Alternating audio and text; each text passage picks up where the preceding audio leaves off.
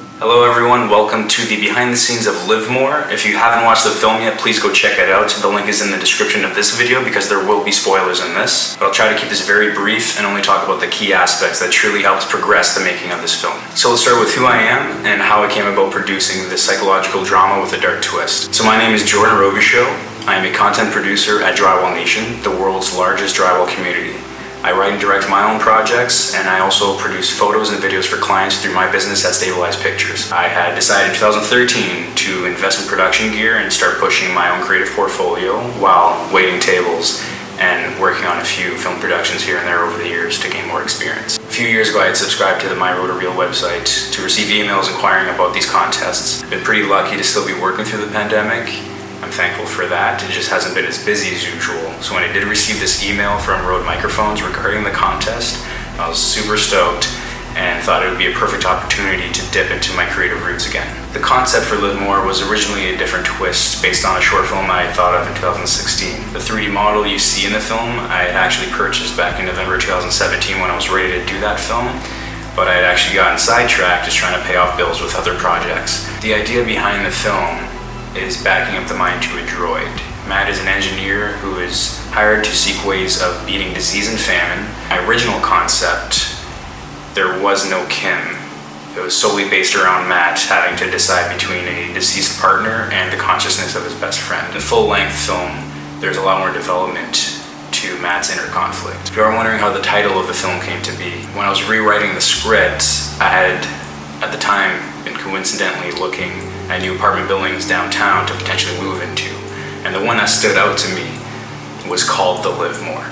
The vibe of this condominium stuck with me, and I just figured I would pay homage and use it as the exterior of Matt's lab/home. I could definitely say that I felt like I had an advantage with this project because I'd already invested in my Sony FS700 and the Odyssey 7Q monitor back in 2013 for 4 years, paying that setup off. Still paying for my second set of the Sony A7R III, which I'm capturing all the behind the scenes with right now. Also, having this old short story concept in my back pocket, I thought it would be a great candidate for this contest. Having to condense the story and changing the twist to fit 3 minutes length was quite a challenge, especially trying to keep it short while maintaining the core of that story, but also still having the impact of the twist in the end was tough. We captured this film in RAW format, compressed to 4K Ultra HD ProRes codecs, which allowed for high efficiency while maintaining pristine detail. The difference between regular HD clips and the Pro resolutions might not be that significant in daylight shots, but you can see the difference in the brighter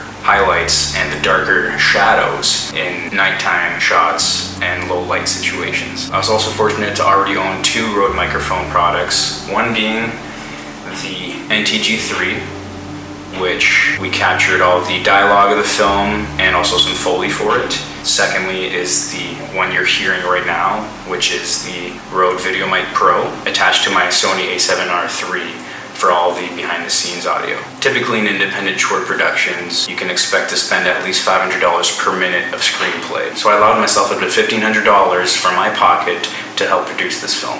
Having already paid off the main camera, I didn't have to consider spending over $300 a day on renting equipment for the 3 days of shooting we had done. Honestly, a third of my budget went to traveling back to my hometown and feeding the actors that I had picked up from Sudbury to come to Toronto, because I'd already worked with them in the past, and I wanted to keep the crew as minimal as possible for social distancing. We were a total of 6 people involved in the process, in front and behind the camera. The majority of my budget was actually spent on set decoration and props from Amazon and IKEA. To keep myself on point with pre-production and planning, I decided to go back to my old game development methods and use Gantt charts to help set milestones for this production. Here's a shout out to ClickUp. I signed up, it's totally free, and it's a great business and project management tool. It allowed me to organize when to hit each aspect of the project and also to set task alerts through the app on my phone, like reminding me when to have the script finished. When it comes to the script, I had used Faden, which is a professional screenwriting software I've been using for years now. I love the way it utilizes shortcuts between character names and scene transitions. It's very user-friendly,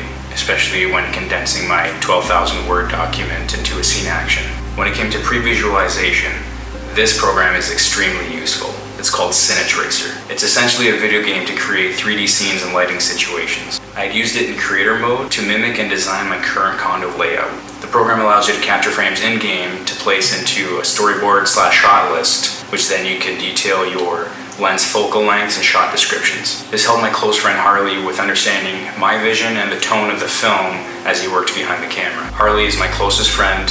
He'd always been there for my film projects. Hopefully something like Cloverfield happens and I'm like filming as soon as like a big rocket hits us or something.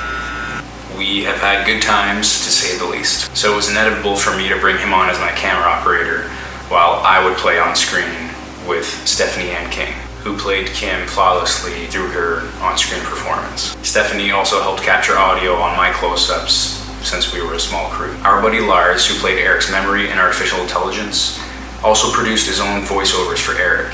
Lars helped capture some behind-the-scenes footage as well, while I was filming Matt's memory sequences with the wonderful Amy Stevens and her daughter Lily. When it came to filming Matt's lab room, we had actually filmed it in my living room here in Toronto, so I had to clean it up and take it from looking like this to this.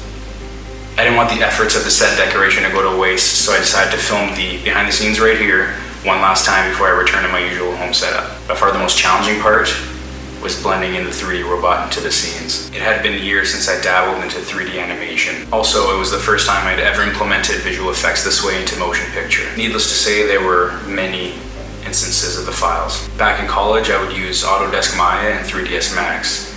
Nowadays, I don't have that software on my computer, and I didn't want to break the bank by getting 3ds Max, so I went with Blender, which I had never used before and is surprisingly free. I still managed to get photorealistic images of the robot. Once I learned where the HDRI nodes were plugged, the whole development style software interface all came back to me. It was so fun capturing photos of my living room and creating an HDR image in Blender to reflect the environment onto the model.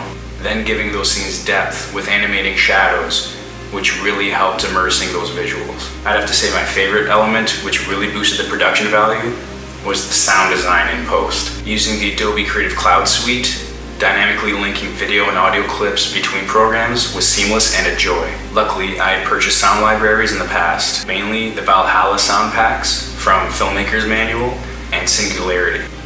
These audio stems really helped execute the tone I was envisioning, and it brought the story to life. On that note, I had a fantastic time with a small crew and great friends. I could not have done this without you guys, so thank you all so much. I also want to thank my mother, Trish, for letting me empty some storage in your garage. She's always so helpful with item storage and emotional storage, or moral support.